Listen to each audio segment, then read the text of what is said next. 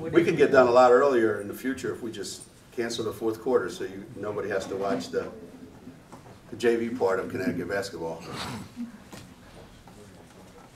So sorry we kept you here a little bit longer than you needed to be here. What can you say about the injury to Katie Lou, and what's your prognosis? I never believe anything that the doctors say, because I always assume the worst. So if they say, well, you know, it's going to be a week to 2 weeks, I go, it's going to be a month. You know, I'm Mr. Pessimist. I want to be happily surprised when she comes back earlier. But, you know, they're saying now, you know, could be 2 weeks, could be less, could be more. I just know she's not playing this week, and who knows. I'm not counting on her for the next, well, today and the next 3 games, for sure. Did they find anything they didn't expect to find? No fractures, none of that. You know, but there's just a lot of swelling right now in that joint, and you know, X-rays look good, all that good stuff. So it's just time. That's it, time. Yeah. Geno, with Katie out, what are you hoping to see from some of the freshmen, maybe, or some of the other players who are going to be, getting more time now? I don't know. To be honest with you, I don't know. I'm guessing that you know, the 5 starters that we have, you know, I think we have a pretty good idea what we're going to get from them. Obviously, we're a little bit different now than we were without Lou. I mean, it was great to see Kia step up there and knock in a bunch of threes, you know, because without Lou, that's a big part of our game that's missing. It was great how aggressive we were defensively and how many turnovers we forced to get out in transition, so that, you know, we didn't miss Lou as much on the offensive end. As far as what our bench can provide, I'm not sure. Based on what I saw in the fourth quarter, not much. So I don't know. We'll see. Coach, you had 6 players in double digits, and your scoring's been pretty distributed this year. What are your thoughts on that? That's kind of the way it's been for us. You know, I think Azure is an element that we didn't have last year, so that changes some things.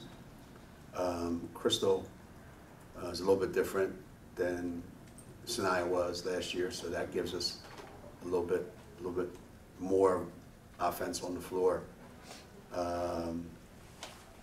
You know, it is disappointing that that Crystal isn't going to shoot 92% from the three-point line. I thought that's, from everything I've seen and read, that's what we were headed for. And I'm glad that she got them all out of her system today, and she goes back to being somewhere in between, you know, on Tuesday. But we've got some scorers on our team, and we share the ball pretty well. And sometimes we try too hard to share the ball. You know, Gabby's a perfect example of that today. That was.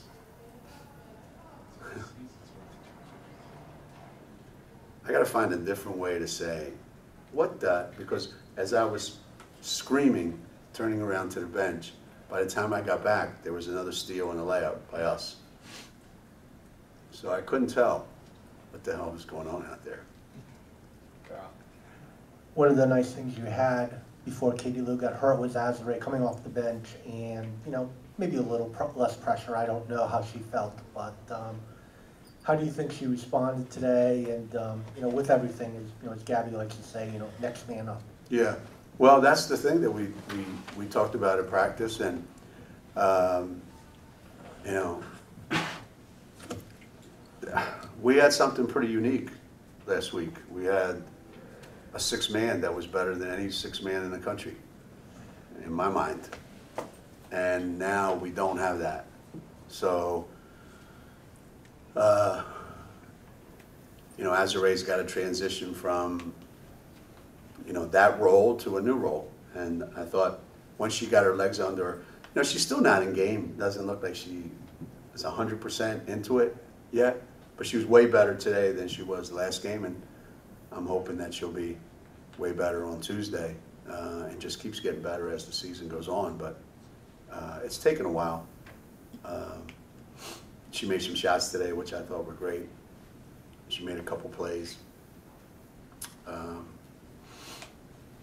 It's a work in progress with Azure, but now our bench is, I think we're searching for who, you know, I'm hoping Megan can, you know, do a little bit of what she showed today, but beyond that, I think we got some work to do.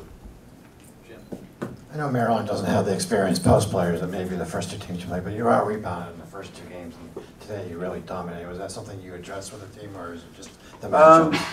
I don't know how many Azure got, but she got a bunch, and I think that changes some things. You know, having her out on the floor playing more minutes, I think that's going to change the rebounding part.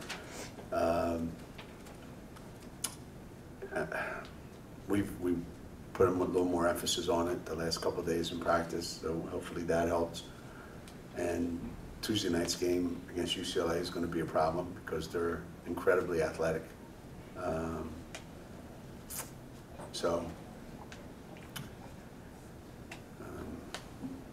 I was shocked at our offensive rebounding because that's usually something we don't do well. Not because we can't, we just don't. We just expect every shot to go in and we run back on defense. And now, you know, we're actually concentrating on going to the offensive boards more, and it's helping. It's giving us a couple more possessions. Going back to Megan, are you encouraged by, I guess, her approach? She seems to be, she's not tentative, you know. What have you sort of seen from her, I guess, in the first few games? I mean, I don't know what you mean by she's not tentative. I think the last 4 or 5 minutes of the game, I thought that was the aggressive Megan that you see. The thing that we're constantly harping on is to get that the minute she comes off the bench, to get that every day in practice.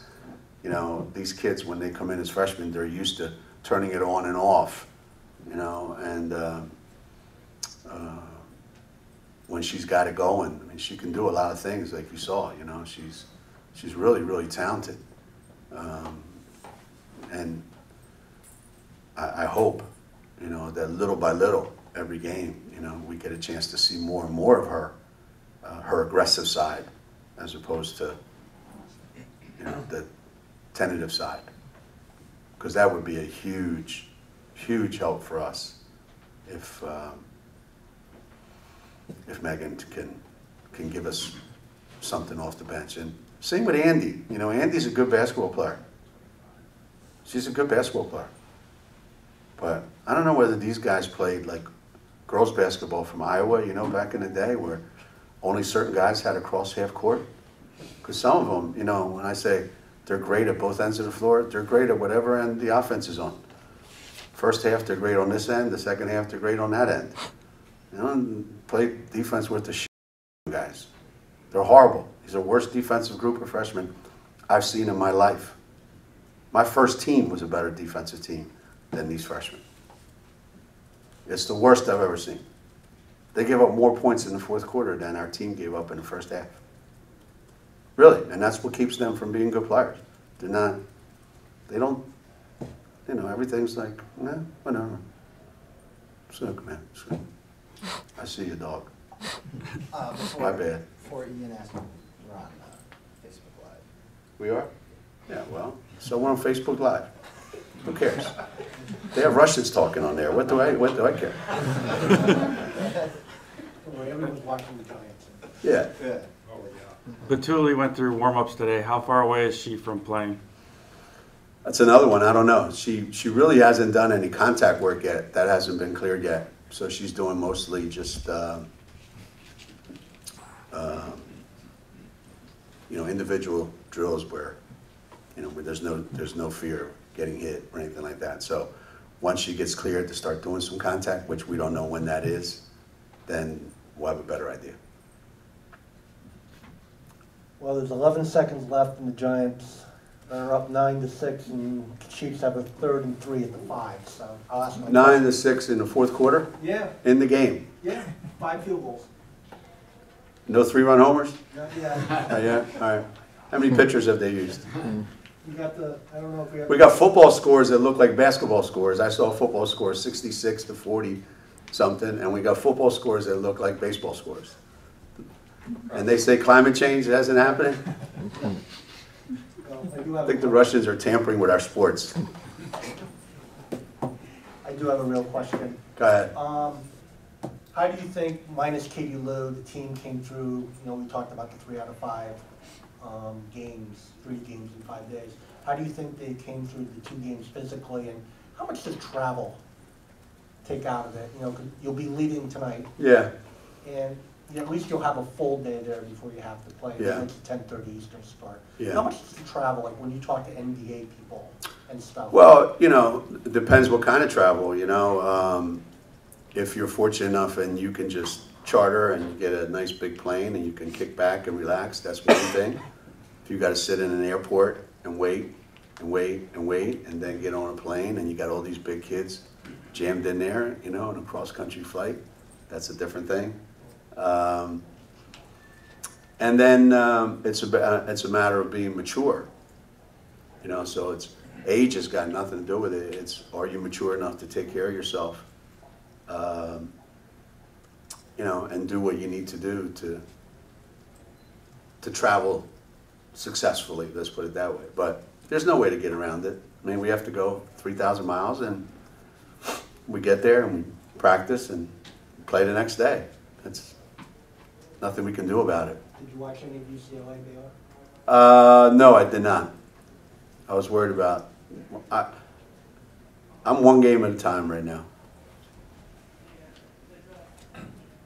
I know they won, but I'm one game at a time. To be honest with you. Overtime, by the way. 9-9. Geno, I know you already hit on Azare, but I was just, if you had a couple more things you could add on exactly what you'd like to see her do. She's got an opportunity here with an injury.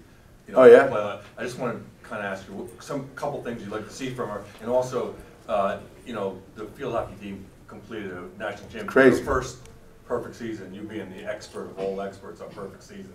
It's crazy, right? Elaborate on that. It's crazy. Well, as far as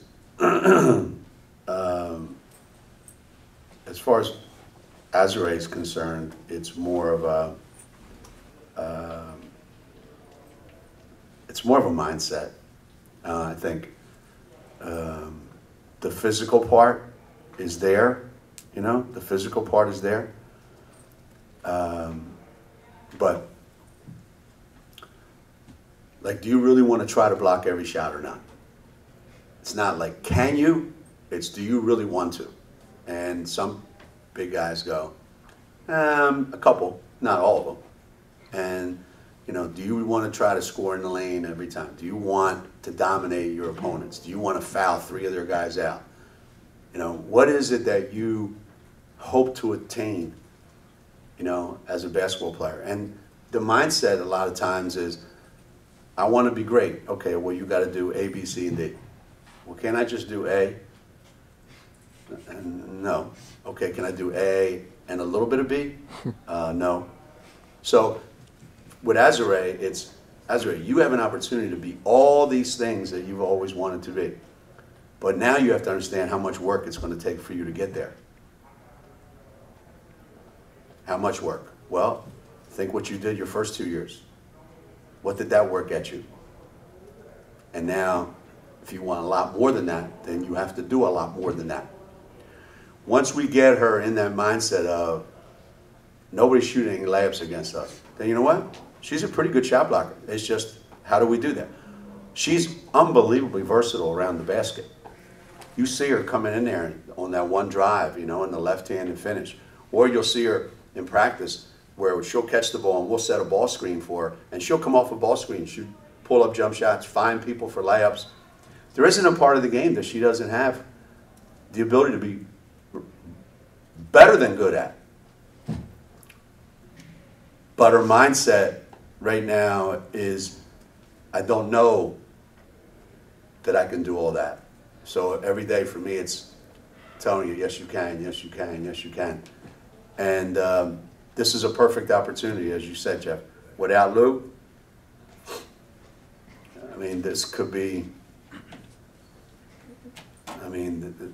this could be what gets us over the hump until Lou gets back. I mean, I can't think of anybody better that we could put in there with Lou out than Z. Talk about field hockey too. I mean, what's there to say about field hockey? We're a field hockey school. We're just trying to keep up with our field hockey team. I mean, I don't know that anybody dominates their sport like field hockey does in their sport. I mean, it's every year. It's every year. I don't know how many years it's been that they've been in the Final Four in a row, but it seems like